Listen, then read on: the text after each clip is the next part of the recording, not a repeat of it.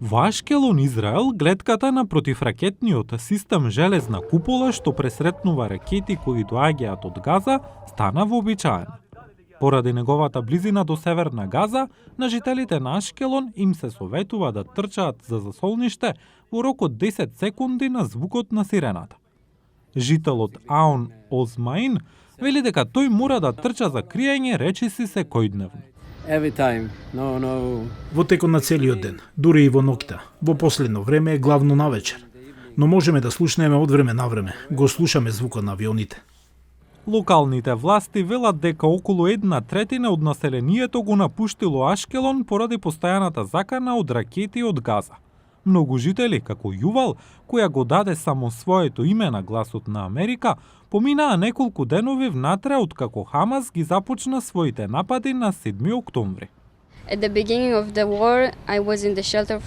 На почетокот на војната бев во засолниште една недела. Не излегов од дома, па ми беше многу тешко, затоа што не видов човек. Ништо не знаев. Ми беше многу страв, но се навикнав на тоа. Тука е тивко. Нема многу луѓе на улиците или на локалните патишта. А Дина, жителка која не ни го кажа своето презиме, вели дека училиштата се затворени од 7 октомври.